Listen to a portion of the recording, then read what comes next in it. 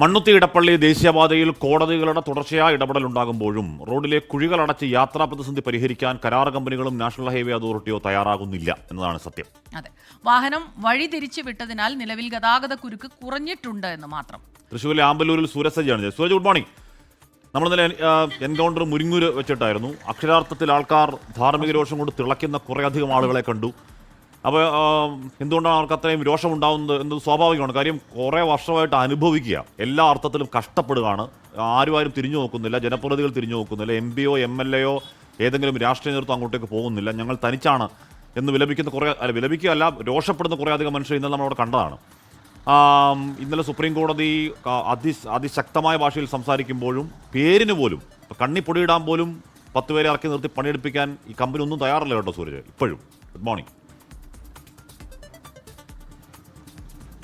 ഹാഷ്മി, തീർച്ചയായും കഴിഞ്ഞ ദിവസം പാറപ്പൊടി ഇട്ട ആമ്പല്ലൂർ മേഖലയിലാണ് ഞാനുള്ളത്. ആ ദൃശ്യങ്ങളിലേക്ക് പോയാൽ നമുക്ക് കാണാം, ആ പാറപ്പൊടി എല്ലാം പോയി. ക്രഷറിൽ നിന്നുള്ള കോറി വേസ്റ്റ് ആയിരുന്നു ഇട്ടിരുന്നത്, അതെല്ലാം പോയി വീണ്ടും കുഴിയായി തുടങ്ങിയിരിക്കുന്നത്.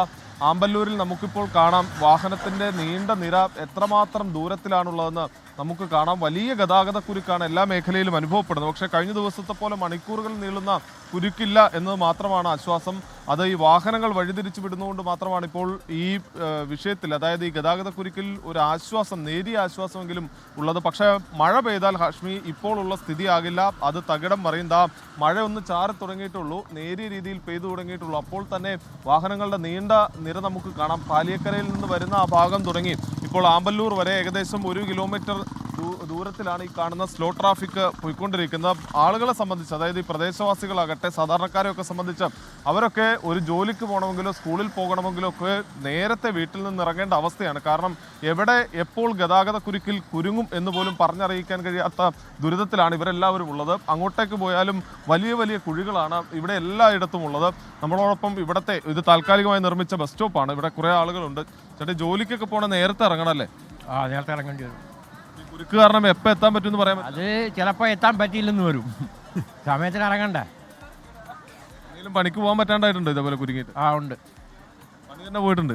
പണി തന്നെ പോയിട്ടുണ്ട്. സമയത്തിലെത്തണ്ടേ? കൂലിപ്പണിക്ക് പോകുമ്പോൾ സമയത്തിൽ എത്തിയില്ലെങ്കിൽ പിന്നെ ആ പ്രശ്നമല്ലേ. അതാ സ്കൂൾ വിദ്യാർത്ഥികളുണ്ട്, ചേച്ചിമാരുണ്ട്. ചേച്ചി, ഈ ബ്ലോക്ക് കാരണം ബുദ്ധിമുട്ടിലല്ലേ? വളരെയധികം ബുദ്ധിമുട്ടിലാണ്. എന്ത് കഷ്ടമാണ് ഓരോരുത്തരുടെ കാര്യം. വണ്ടികളൊക്കെ പോകുന്നത് ഭയങ്കര കഷ്ടത്തിലല്ലേ. ഞങ്ങളൊക്കെ അവിടെ നിന്ന് ഇറങ്ങിയിട്ട് ഇങ്ങോട്ട് നടന്നു വന്നിട്ട് ഇവിടെയൊക്കെ കുഴിയും ചെളിയൊക്കെ, മഴ പെയ്തി വഴി കൂടെ പോകാൻ പോലും പറ്റില്ലേ. കുറേ നേരമൊക്കെ ചില സമയങ്ങളിൽ ബ്ലോക്കിൽ പെടും.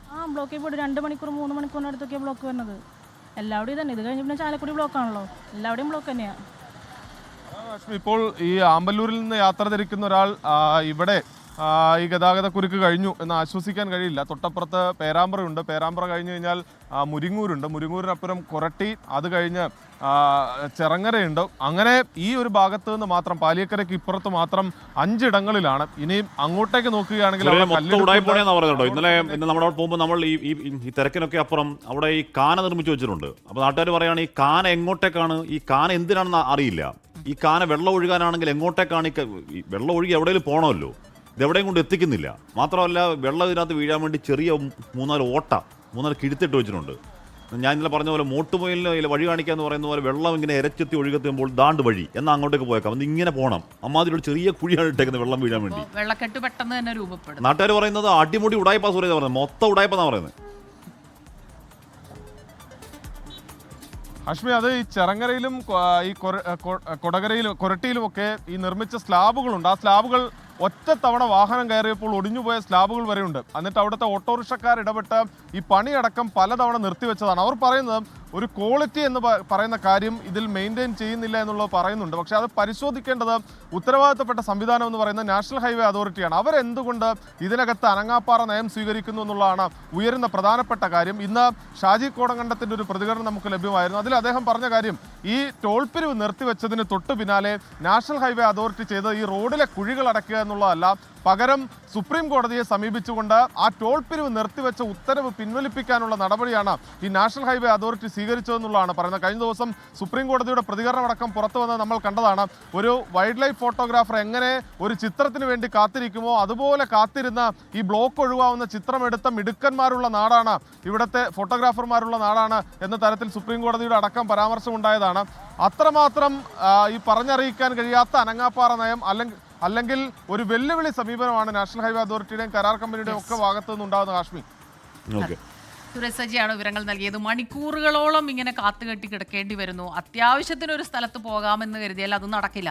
അത് മാത്രമല്ല, ഈ കുഴികളിൽ വീണ് നടു ഒടിഞ്ഞവർ എത്ര പേരാണ്. നമ്മുടെ മിനിബാബു പറയുന്നുണ്ട്, അതുപോലെ റീന സതീശൻ പറയുന്നുണ്ട്. ഇന്നലെ ചെയ്തതുപോലെ ഹാഷ്മി എൻകൗണ്ടർ ചെയ്താൽ നന്നായിരിക്കും. കാരണം ഇതുപോലുള്ള പ്രശ്നങ്ങൾ പലയിടങ്ങളിലും വലിയ വലിയ കുഴികൾ റോഡിലുണ്ട്. അപ്പോൾ കുഴി മാത്രമല്ല, കുഴി മാത്രമല്ല, അവിടെ കുറെ ആൾക്കാരുണ്ടല്ലോ, ഒരു കടയിൽ 5 പൈസ കച്ചവടം നടക്കുന്നില്ല.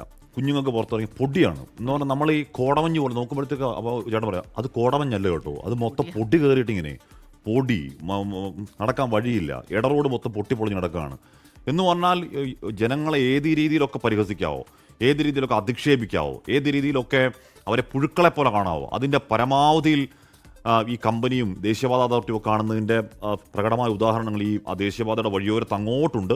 ആൾക്കാർക്ക് വലിയ ധാർമ്മിക രോഷമുണ്ട്, അവർക്ക് വലിയ പരാതിയുണ്ട്, അവരുടെ രാഷ്ട്രീയ നേതൃത്വം, അവരുടെ ജനപ്രതി ഓർത്തു നോക്കണം. എന്ന് പറഞ്ഞു കഴിഞ്ഞാൽ അവർ ഇത് പണി പൂർത്തിയാക്കുമ്പോൾ 700 കോടി രൂപ, 1700 കോടി ഇതിനോടകം പിരിച്ചു കഴിഞ്ഞു. ഫാസ്ടാഗ് വരുന്നതിന് മുമ്പ്, ഫാസ്ടാഗ് വന്നതിന് ശേഷം, അതിനു മുമ്പ് എത്ര വെച്ചു ഒരു കണക്കുമില്ല. എന്നിട്ട് ഈ അവസ്ഥയാണ്. അപ്പോൾ പ്രിയപ്പെട്ട രാഷ്ട്രീയ നേതൃത്വമേ, അവിടുത്തെ നാട്ടുകാർക്ക് പരാതിയുണ്ട്, നിങ്ങളിൽ വലിയ നിരാശ അവർക്കുണ്ട്. നിങ്ങൾ ആരും അങ്ങോട്ട്, അത് കോൺഗ്രസ് ആവട്ടെ, CPM ആവട്ടെ, BJP ആവട്ടെ, നിങ്ങൾ ആരും അങ്ങോട്ടേക്ക് പോകുന്നില്ലെന്നുള്ളതും അവരുടെ കൂടെ നിൽക്കുന്നില്ല എന്നുള്ളതും അവർക്ക് കാര്യമായ പരാതിയുണ്ട്. നിങ്ങൾ അവരിൽ നിന്ന് പണം വാങ്ങിയിട്ടാണ് എന്ന് പറഞ്ഞ ആൾക്കാരെ നമ്മൾ ഇന്നലെ അവിടെ കണ്ടു. അവരെ കണ്ടത് പറയിപ്പിക്കുന്നതാണ്. അങ്ങനെ പറയിപ്പിക്കാതെ അവിടെ പോയി നിൽക്കണം, അവരുടെ കൂടെ നിൽക്കണം. ആ സമരത്തിൽ ഒക്കെ നിങ്ങൾ പങ്കാളികളാണ്. ഒരു കാര്യം ഓർത്താൽ കൊള്ളാം, പൊതുജനം കഴുതയല്ല സാർ എന്നുള്ളത് ഇടയ്ക്കിടയ്ക്ക് ഓർക്കുന്നത് നല്ലതാ. കാരണം തെരഞ്ഞെടുപ്പുകൾ ഇങ്ങനെ വന്നുകൊണ്ടേയിരിക്കും. അപ്പോൾ മാത്രം ഇത്തരം പ്രശ്നങ്ങൾക്ക് പരിഹാരം കണ്ടിട്ട് കാര്യമില്ല. ഷാജി കോടങ്കണ്ടത്ത് എന്ന് പറയുന്ന ഒരു പ്രാദേശിക നേതാവാണ് കേട്ടോ, പാമ്പിടിച്ചവൻ. സ്വന്തം പോക്കറ്റിലെ പൈസ എടുത്തിട്ടാണ് ഹൈക്കോടതിയിലേക്ക് സുപ്രീം കോടതിയിലേക്ക് പോകുന്നത്. സുപ്രീം കോടതിയിൽ സർക്കാർ അതിൽ കക്ഷി ചേർന്നിട്ട് സർക്കാരിന്റെ വക്കീൽ ഹാജരായിട്ട് പോലുമില്ല. അങ്ങനെയുള്ള ഒറ്റപ്പെട്ട മനുഷ്യർ മാത്രം പോരാടിയേ പറ്റത്തില്ലല്ലോ. അതാണ് പ്രശ്നം. എല്ലാവരും ഒന്നിച്ചു നിൽക്കേണ്ട ഒരു സമയമാണ് ഇത്തരം കാര്യങ്ങളിൽ നിന്ന്.